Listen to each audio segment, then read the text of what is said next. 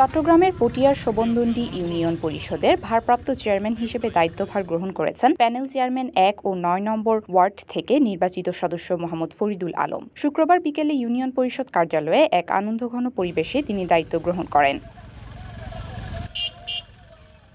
এ সময় ইউনিয়নের সর্বস্তরের মানুষসহ বিএনপির নেতাকর্মীরা উপস্থিত ছিলেন। এর আগে গত ৯ এপ্রিল চট্টগ্রাম জেলা প্রশাসক ফরিদা খানম মোহাম্মদ ফরিদুল আলমকে আর্থিক ও প্রশাসনিক ক্ষমতা অর্পণের আদেশ দেন এবং ১৫ এপ্রিল আনুষ্ঠানিকভাবে দায়িত্বভার বুঝিয়ে দেন উপজেলা নির্বাহী অফিসার ফারহানুর রহমান।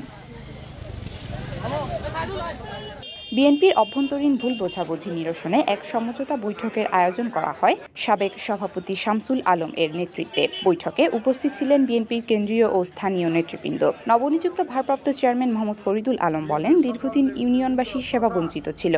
আমি সাধারণ মানুষের পাশে দাঁড়াতে চাই, উন্নয়ন ও সেবা করতে চাই। এজন্য দলমত নির্বিশেষে সবার সহযোগিতা প্রয়োজন। জনগণের প্রত্যাশা এই নতুন নেতৃত্বে শোভনদন্ডী ইউনিয়নের উন্নয়ন ও সেবার নতুন দিগন্ত উন্মোচিত হবে। আমি পটিয়া উপজেলা বিএনপির পক্ষ থেকে সাদর অভিনন্দন এবং ধন্যবাদ জানাচ্ছি এবং আল্লাহর কাছে শুকরিয়া আদায় করছি।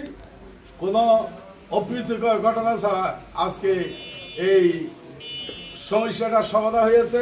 এই ব্যাপারে আমরা প্রশাসনিক কর্মকর্তা তারাও সজাগ ছিল এবং তারা আমাদেরকেও খবর নিয়েছে। এই জন্য আমি প্রশাসনিক কর্মকর্তা যারা আছে তাদেরকে আমি ধন্যবাদ জানিয়ে।